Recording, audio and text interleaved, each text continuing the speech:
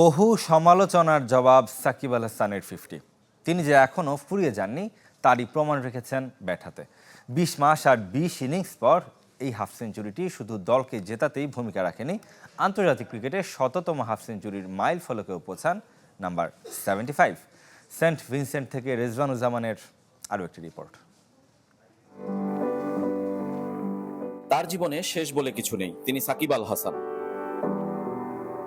যখনই সমালোচনা, মাঠের বাইরে নানা ঘটনায় বিদ্ধ সাকিব, তখনই বৃত্ত ভেঙে গণ্ডি পেরিয়ে ভিন্ন রূপে হাজির। এমন নজির ভুরি ভুরি। নেদারল্যান্ডস ম্যাচটাও যেন তেমনই। দলগত পারফরমেন্সে ব্যক্তি সাকিবের অবদান অসাধারণ। অথচ ম্যাচের শুরুতে নেক ব্যান্ড পরা সাকিবকে দেখে ভয় পেয়েছিলেন অনেকেই, কিন্তু শেষ পর্যন্ত সাকিব নেমেছেন 2 উইকেট পড়ে যাবার পর। তারপরের গল্প সবার জানা। টি-20তে সাকিব চলে না, তার অবসর নেওয়া উচিত, এমন জ্বালাময়ী বক্তব্য দিয়ে আগুন জ্বালানো বীরেন্দ্র সেবার এখন কি বলবেন?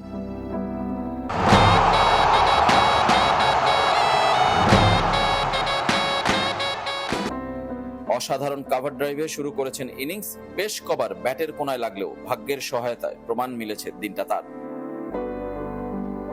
তারপর উইকেটের চারপাশে শটের ফুলছুরি।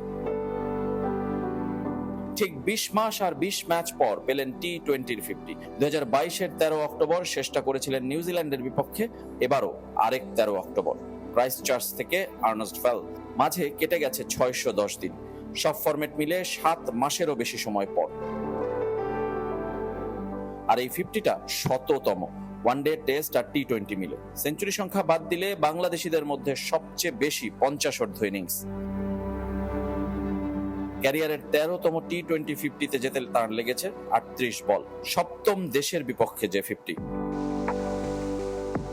বাংলাদেশের 159 রানের 64 সাকিবের। অতি আক্রমণাত্মক না হলেও এক প্রান্ত আগলে ইনিংসকে সাজানোর দায়িত্বটা একাই নিয়েছিলেন। বিশ্বকাপে এখনো উইকেট শূন্য 50 পূরণের অপেক্ষায় থাকা সাকিব বল হাতেও ফিরবেন, সেই ভরসা করাই যায়। দায়িত্ববান সাকিব অন্য যে কোনো ভূমিকার চেয়ে আলাদা। Rezwanuzzaman, channel 24, Arnos Vale cricket stadium, Saint Vincent, West Indies.